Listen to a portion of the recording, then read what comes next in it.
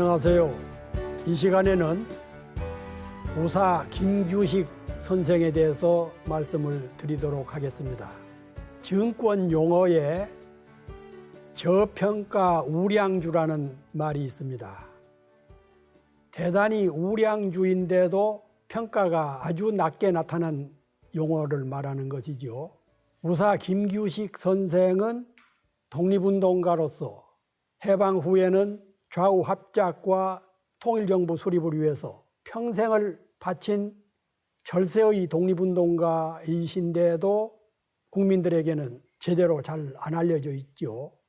해방 전국에서, 그러니까 1945년 일제가 쫓겨나고 우리가 독립이 된 해방 전국에서 백범 김구 선생, 우남 이승만 박사, 우사 김규식 선생 세 분을 삼영수, 삼거두라고 할 정도로 큰 역할을 하신 분인데, 일반 국민들 사이에서는 앞서 소개한 두 분에 비해서 덜 알려지고 연구도 덜 되고, 그래서 상당 부분이 묻혀있는 그런 분입니다. 해방 후에 미국은 최초의 우사 김규식 선생을 남한의 최고 통치 행정수반으로 추대하려는 그런 생각을 갖고 있었지요. 그러나 우사 선생은 통일된 정부가 아니고는 분단 정부에서 어떤 직책도 맡지 않겠다, 단호하게 거부를 해서 결국은 이승만 박사가 대통령이 됐습니다마는, 우사 선생의 평생 과정은 어느 한때도 조국의 독립과 통일정부 수립, 이런 큰 목표에서 한치의 어긋남도 없는 그런 생애를 살아왔습니다.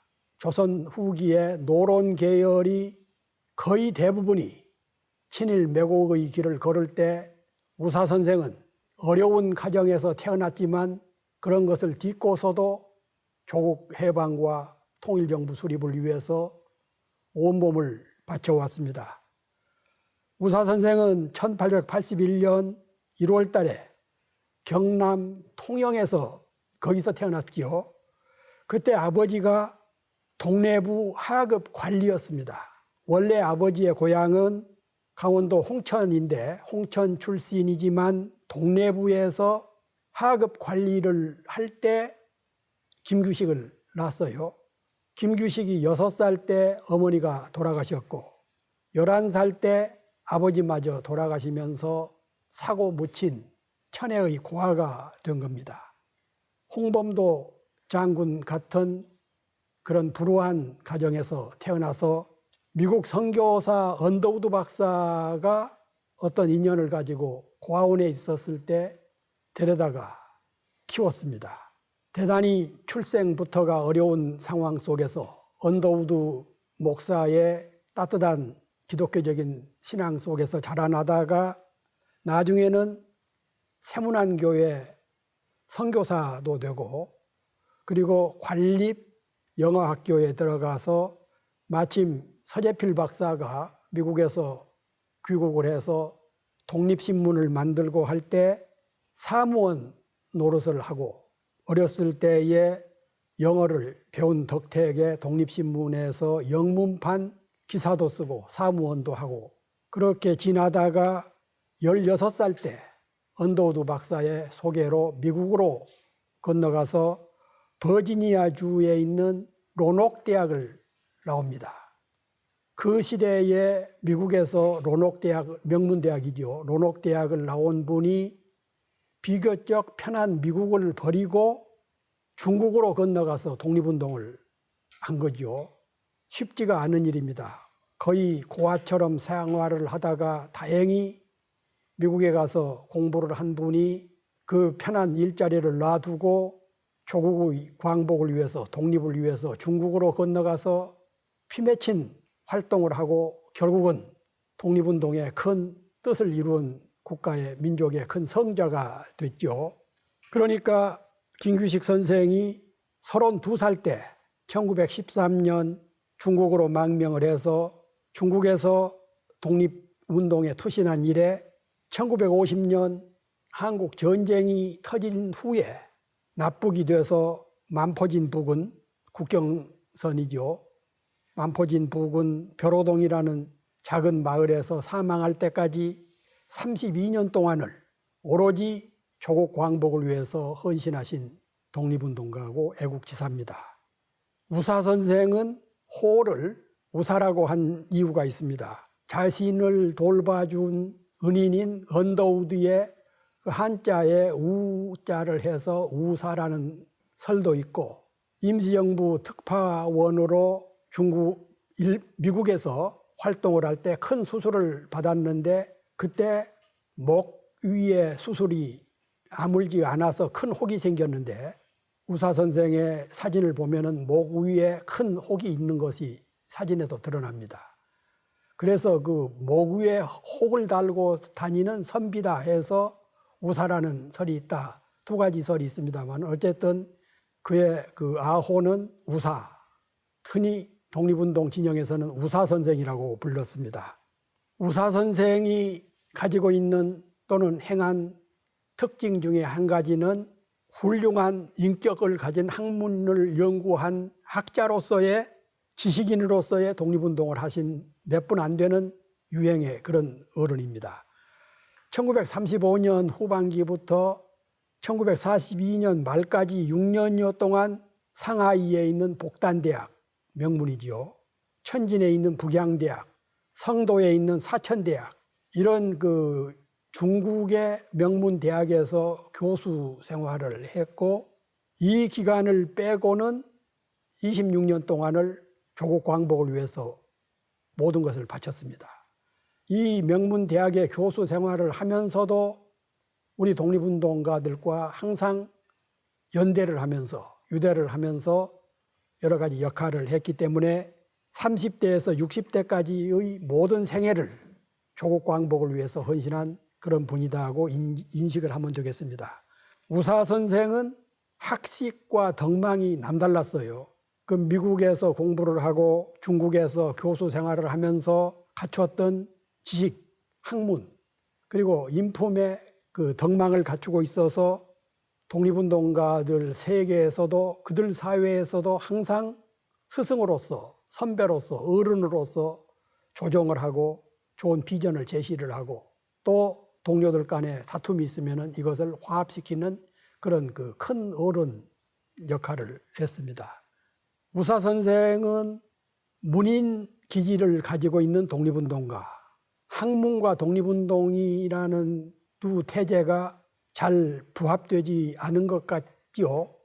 외적과 싸우는 사회의 그 치열한 내일 운명을 알 수 없는 그런 시대에, 그런 전선에서 학문을 하고 학문을 하는 학자와 독립운동가라는 양면이 동시에 구축할 수 있었던 분이 우사 선생입니다. 그리고 앞서 잠깐 말씀드렸듯이 기독교인들 중에서는 상당수가 신령 양성론이거나 외교론을 주창을 했죠.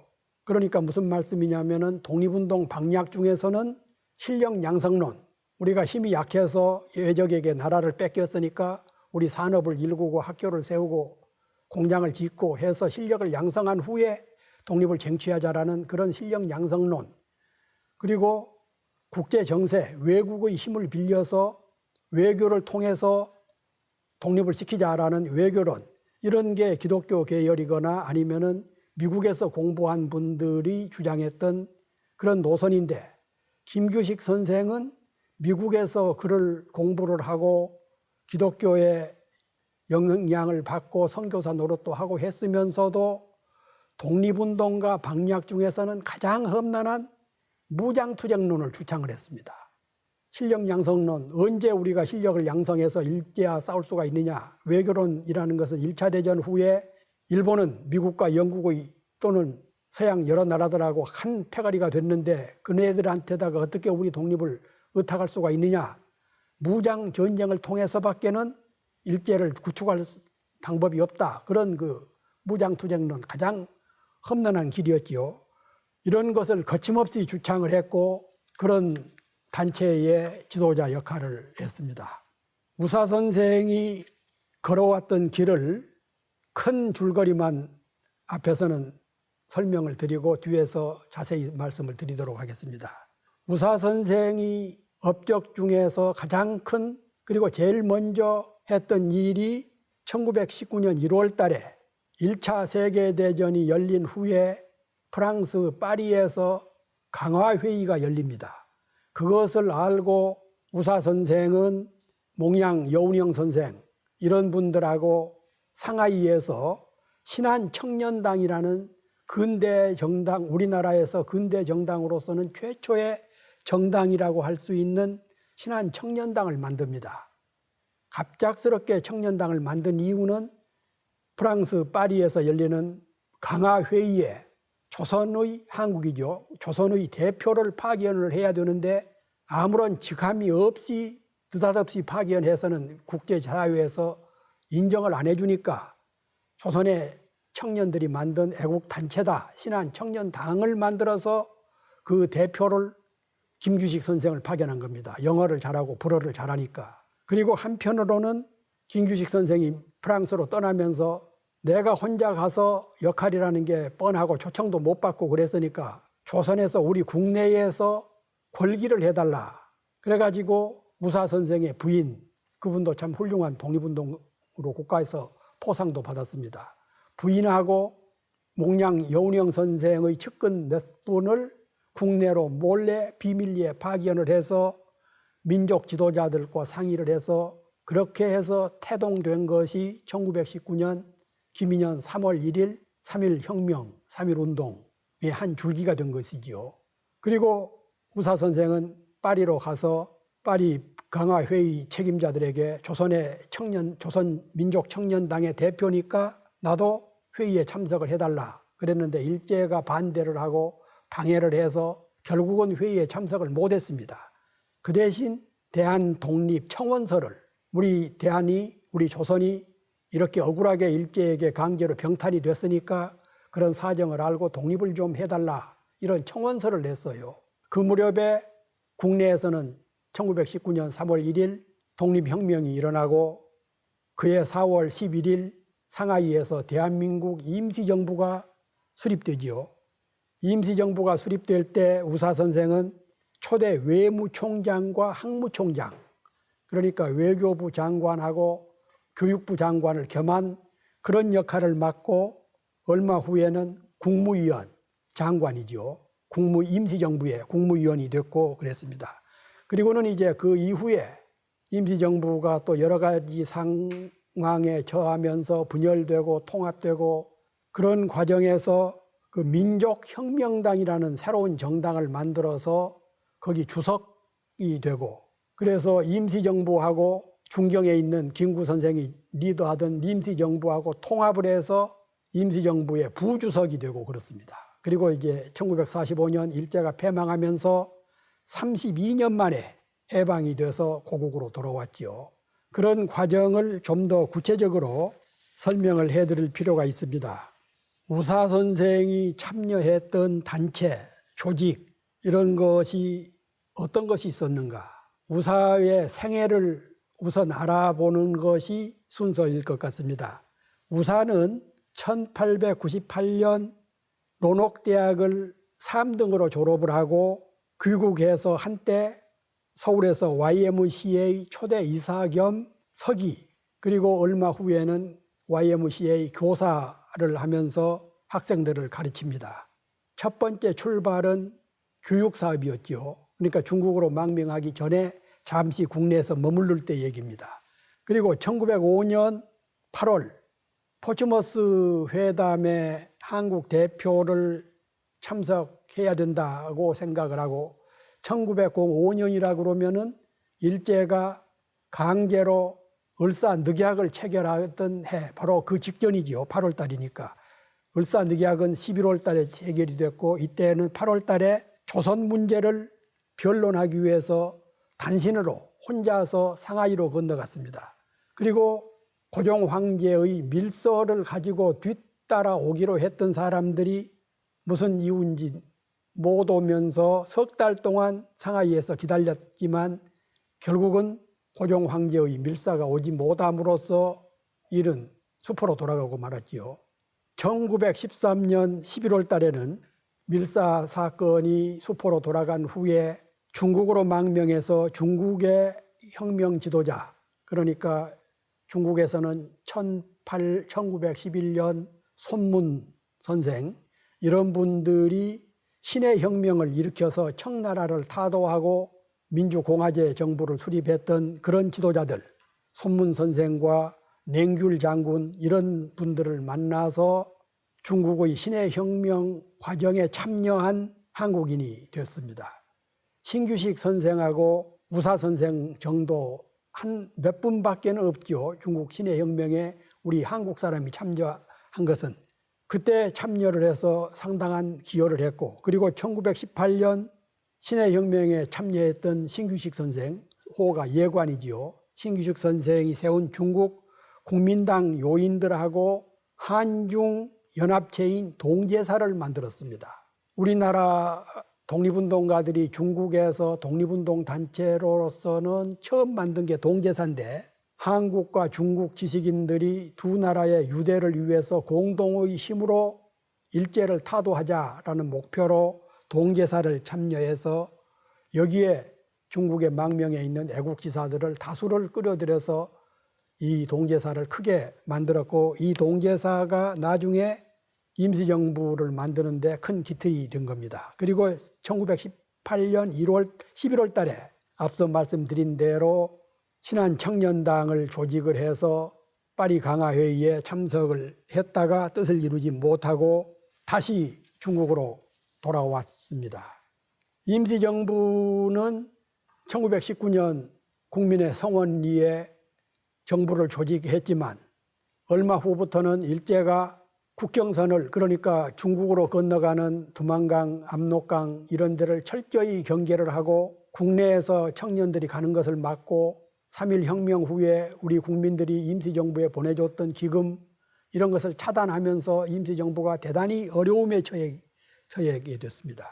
외국에서 그 프랑스 조계에서 중국 사람들 통역관이라든가 수의 이런 사람들 월급도 못 줄 정도로 대단히 어려움에 빠져 있을 때 우사 선생은 미국으로 건너가서 대한민국 임시정부 구미위원부, 미국의 역할이 그때 영향이 세계적으로 크게 있고 또 미국에는 적지 않은 우리 교포들이 살고 있기 때문에 그쪽으로 건너가서 구미위원부를 창설을 해서 위원장을 하다가 나중에 후임자를 이승만 초대 대통령이지요. 이승만한테 넘기고 다시 상하이로 돌아옵니다.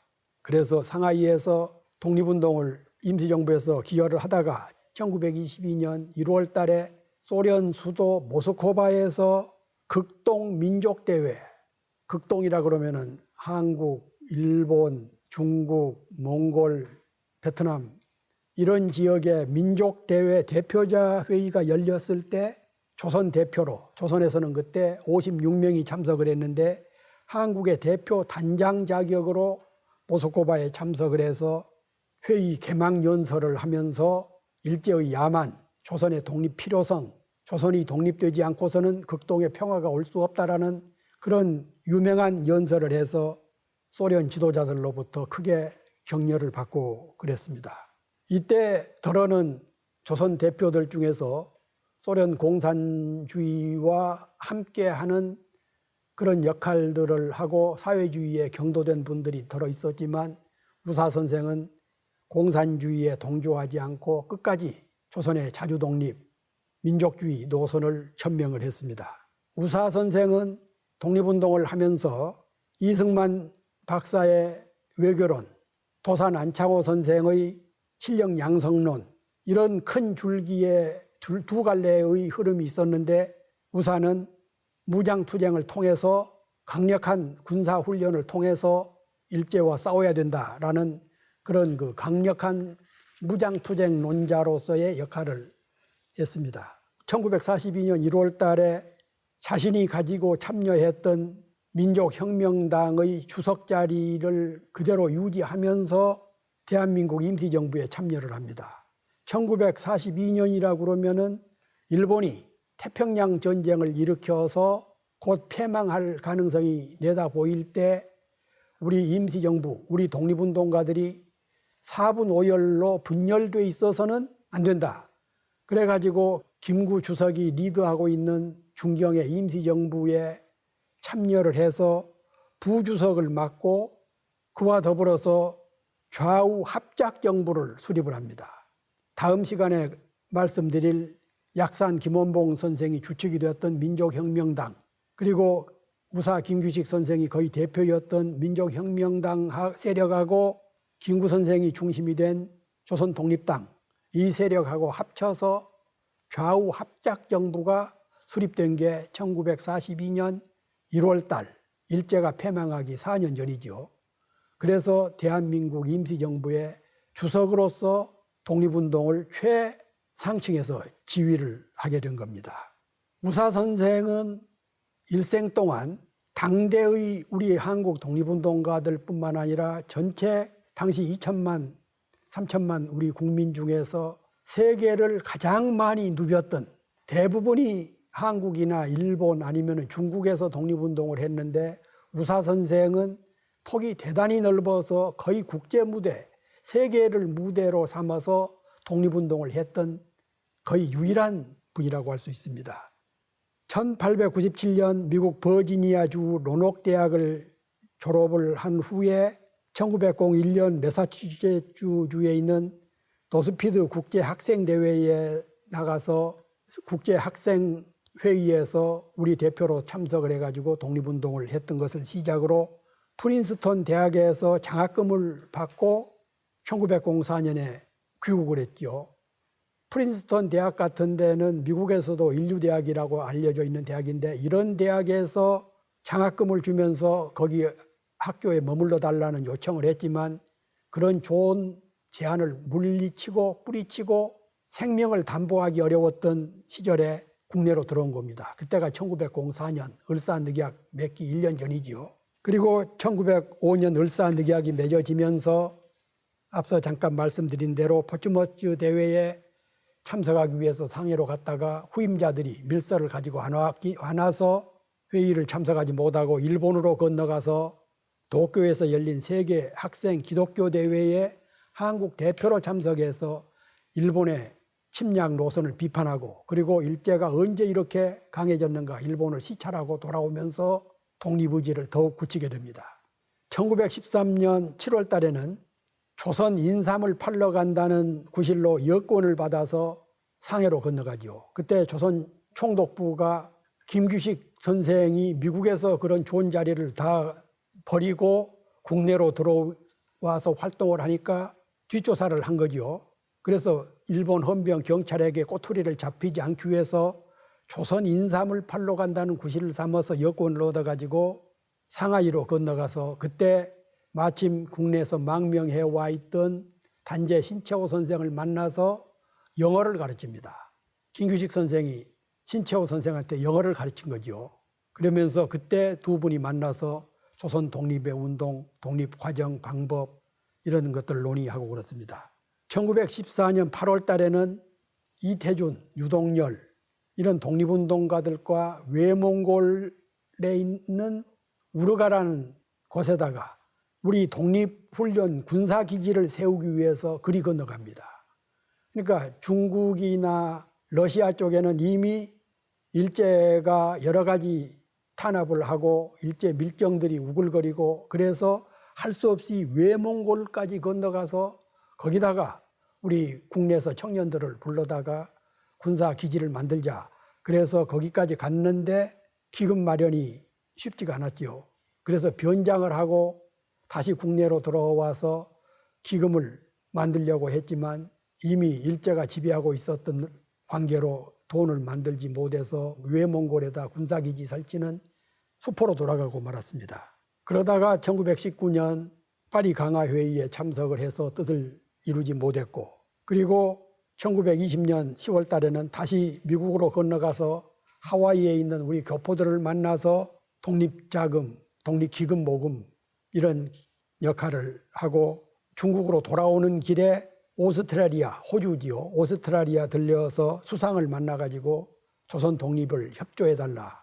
제가 이런 얘기를 하는 것은 그 우사 선생이 그 무렵에 국제사회를 그렇게 누비면서 광범위하게 독립운동을 했다. 그런 그 족적을 알려드리기 위해서인 겁니다.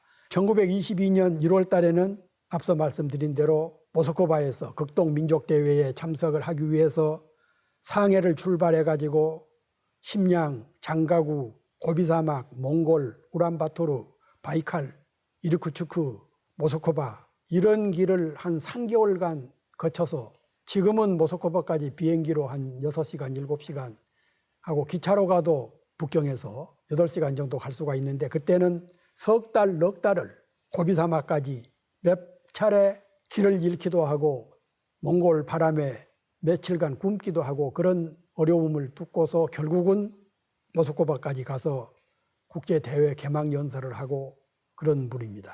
1927년 무창, 중국 무창하고 항구에서 장개석 정부가 북벌군하고 싸울 때 우사는 천진대학 교수직을 버리고 북벌군에 참여해서 조선의 독립을 요구하면서 함께 싸웠던 그런 일이 있고 그렇습니다. 그러니까 우사는 중국의 주요 도시 대부분 일본, 만주, 몽골, 시베리아, 러시아, 미국, 프랑스, 오스트레일리아 여러 나라 지역을 순방하면서 국제사회에 조선의 독립 이유, 독립 필요성 이런 것을 강조를 했고 한때는 그 간질환에 시달리기도 하고 몽골 같은 데 갈 때는 열흘 이상을 길을 잃고 헤매기도 하고 그리고 생계를 위해서 몽골에서는 또 모피를 팔아서 여비를 마련하고 화북지방 이런 데서는 인삼을 팔기도 하고 그러니까 우리가 흔히 독립운동가들은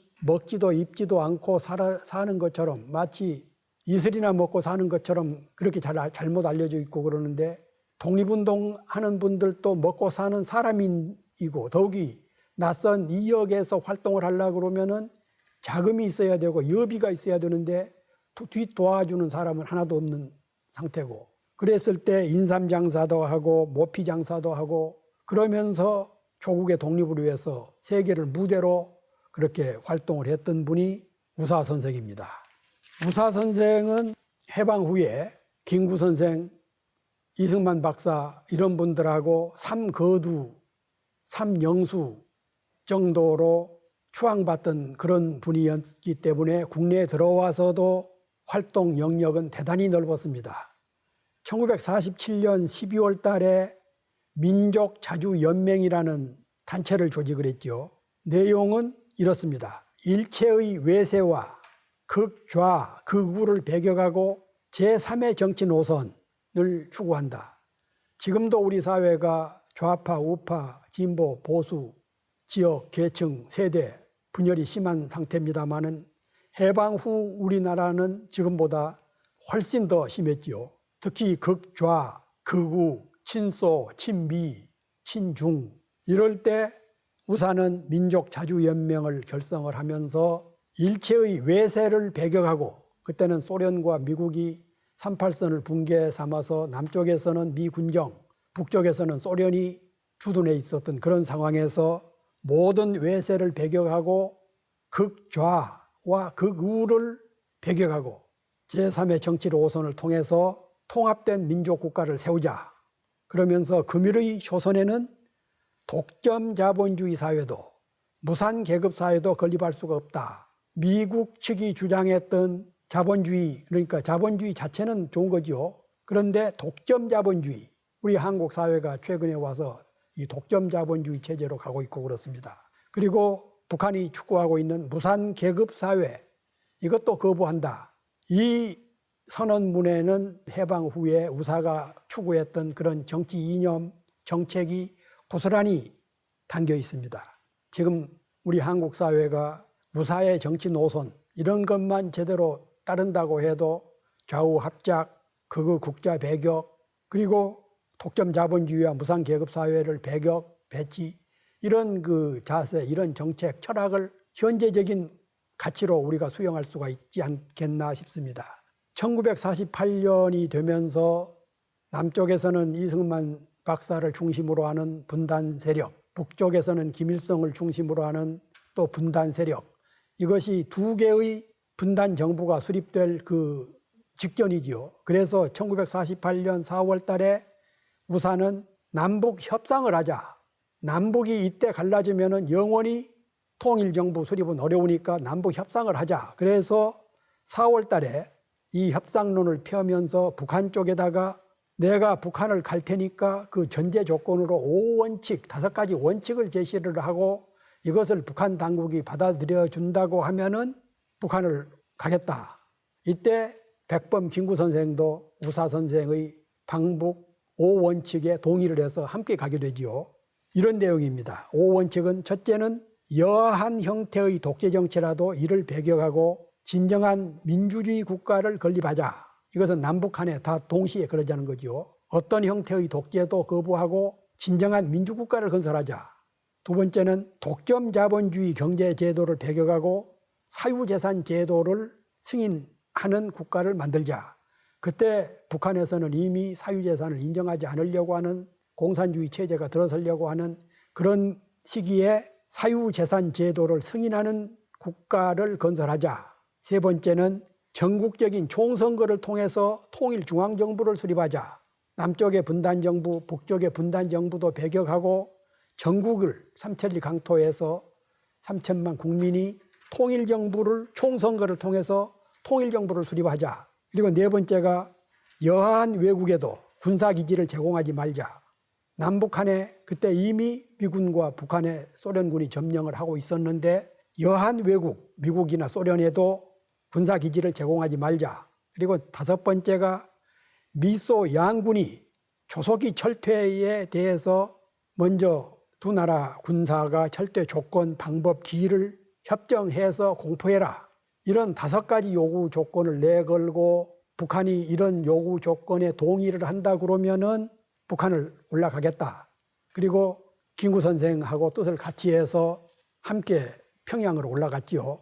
1948년 4월 21일 날 아침 일찍 북행길에 오른 평양으로 올라가는 우사는 개성을 거쳐서 낮 12시경에 38선에 이르렀습니다. 그때 신문 기자들이 따라갔지요. 자동차에서 내린 우사는 38선 편말을 붙잡고 이제 내가 짚고 있는 편말을 뽑아버려야겠다. 그러나 그것은 나 혼자의 힘만으로는 되는 것이 아니라 온 결의가 합심만 한다 그러면은 뽑아버릴 수가 있을 것이다. 라고 비장한 발언을 한 후에 평양으로 올라갔습니다. 이런 내용이 그때 당시 신문 기사에 나와 있죠.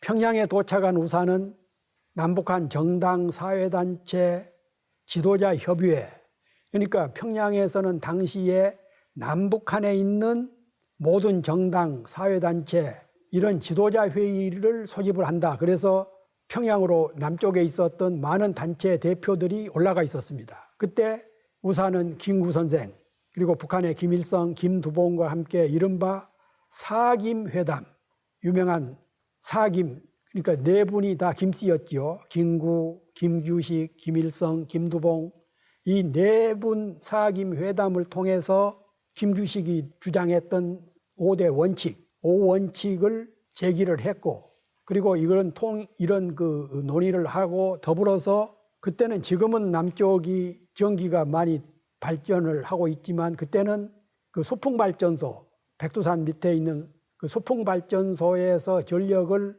서울로 보내주지 않으면 서울이 암흑천지가 됐을 그럴 시절입니다. 그러니까 남북관계가 안 좋아지니까 북한 당국이 남쪽에 그 소풍발전소 전력을 끊어버렸어요. 그래서 그 회담, 사김회담에서 김구 선생하고 김규식 선생이 북한 당국에게 전력을 그대로 보내달라. 그리고 두 번째는 안중근 의사가 1909년 이토 히로부미를 처단하고 1910년 3월 26일 여순 감옥에서 사형이 집행돼서 유해를 찾아오지 못했지요. 그래서 김규식 선생하고 김구 선생이 김일성하고 김두봉에게 안중근 의사 유해를 함께 찾자 그런 제안을 했지요.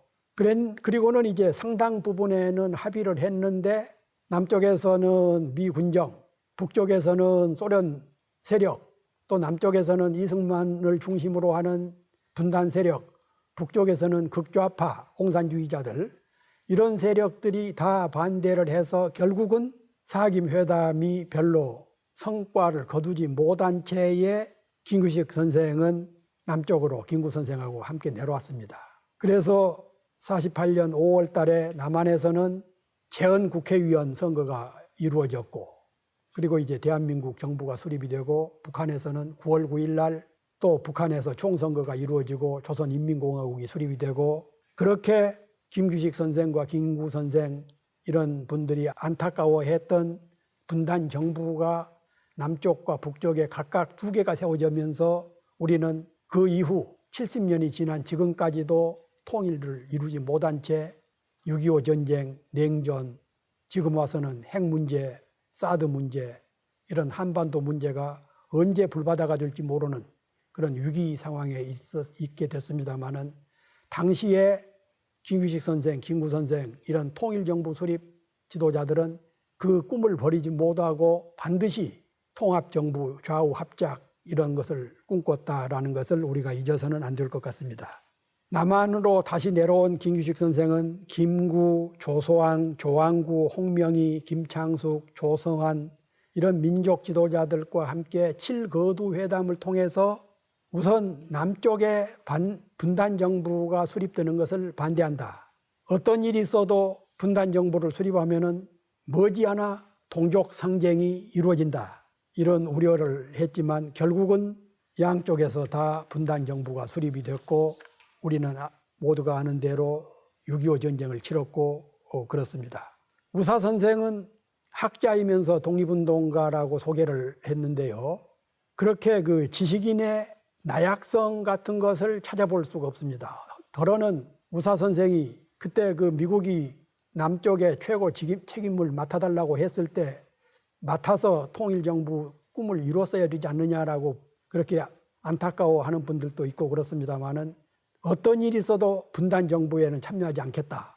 그리고 당시 하지 미 군정사령관 하지 장군이 평양에를 갔다 왔다고 해서 상당히 호통을 치니까 우사 선생은 건강이 좋지 않아서 항상 지팡이를 짚고 다녔는데, 지팡이로 그 하지 장군의 탁자를 내리치는 그런 그 호기, 패기 그런 것도 보여주었고, 그 이승만 박사가 김규식 선생보다 한 2살 위여서 김규식 선생은 항상 이 박사를 형님이라고 불렀는데, 본의 아니게 그 좌우 합작을 하도록 하고 자기는 뒤로 빠지고 그러니까 우사가 어느 날 이 박사한테, 형님은 대통령병에 걸려서 대통령 아니면 세상 못 살 사람이지만 나는 대통 아니면은 대통, 그때는 권련 같은 게 별로 없어가지고 대통에다가 그 담배를 말아서 피웠지요.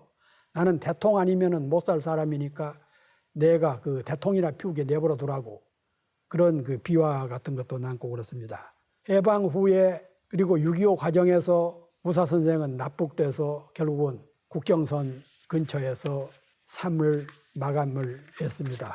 제가 그 우사 김규식 평전을 쓰면서 이런 말을 덧붙였습니다. 광이 불료, 번쩍 빛나는 사람들이 있죠. 독립운동가에 빛나게 성자처럼 빛나는 그런 분들도 있는데, 우사 선생처럼 빛이 나되 번쩍이지 않는다. 이걸 한자 사자 수로로 성어로 광이 불료. 우사 선생은 그렇게 평생을 독립운동을 해서 인덕과 학문과 지성으로 독립운동을 하면서도 극좌적인 또는 극단적인 극우적인 그런 노선을 걷지 않았기 때문에 빛이 나되 번쩍거리지는 않는 그런 독립운동가. 우사는 국경지대의 차디찬 시골병원에서 역사가 우리를 배반했다고 생각해야 되지 않을까라는 그런 생각을 하면서 쓸쓸하게 눈을 감았는데, 이 얘기는 프랑스의 레지스탕스 지도자인 마르크 블로우가 나치에 쫓겨서 산속 병상에 신음할 때 했던 그런 똑같은 얘기입니다. 우리 현대사를 살펴보면은 독립운동을 치열하게 하고도 비통하게 돌아가신 분이 한두 분이 아니지요. 백범이 그렇고 우사가 그렇고 더 많은 애국지사들이 독립전선에서 피를 뿌리고, 더러는 이름 석자도 알려지지 못한 채 지금도 고온이 이역에서 떠돌고 있는 경우가 많습니다. 그런데 반면에 친일파들, 분단주의자들, 외세주의자들, 사대주의자들 이런 사람들과 그 후손들은 권력, 재력, 학계, 언론, 검찰 이런 모든 권력기관을 장악을 해서 한때 기득 세력으로 살아온 경우를 우리는 지켜보고 있습니다. 우사 선생은 연구자들이 평가하듯이 결코 실패한 이상주의자가 아니고 품은 뜻과 살아온 역정, 과정 이런 것들은 향후 우리가 통일정부를 수립할 때 그리고 통일정부뿐만 아니라 지금 당장 우리 국가가 우리 정치가 정치인들이 실천해야 될 독점 자본주의도 북한식의 사회주의도 아닌 민주공화제 실시 이런 것은 우사 선생이 꿈꾸었던 철학이고 비전이고 우리들이 교훈으로 삼아야 될 과제가 아닌가 싶습니다. 그래서 불우한 역경을 딛고서도 민족 독립을 위해서 삶을 버릴 수 있었던 뜻 그런 그 독립운동의 험한 길을 걸으면서도 학문을 하고 특히 셰익스피어 연구를 해서 세계적인 권위를 자랑할 수 있었던 그런 정신 문, 사, 철 여기다가 외교 거기다가 독립전쟁 이런 폭넓은 지식과 학문과 철학 거기다가 독립전쟁 이런 실천적인 철학을 겸비했던 우사 선생 미국이 자신들의 나라에서 가장 잘 이해할 걸로 알고 대한민국의 초대 행정수반으로 천거를 했지만 자신의 안위를 위해서 무사를 위해서 권력을 위해서 감투를 위해서 분단을 용납할 수 없다라는 그런 철학 그런 비전 때문에 결국은 이걸 거부했던 그런 용기 그리고 끝까지 통일정부 수립 좌우 합작 국경선에서 어려운 시골 병원에서 숨을 거둘 때까지도 조국 통일에 대한 염원 이런 것은 독립운동가 한 분의 비극적인 삶뿐만 아니라 이런 분의 족적을 생애를 철학을 우리가 되돌아보면서 어떻게 살아야 되는 것인지 당대인들은 조국 통일을 위해서 민주주의를 위해서 국민의 복지를 위해서 세계 평화를 위해서 어떤 길을 걸어야 인간다운 삶인지 저는 이런 것을 무사 선생의 생애에서 되돌아보는 기회를 가졌고 제가 평전을 쓴 이유이기도 했습니다. 이상으로 제 강의를 마치겠습니다.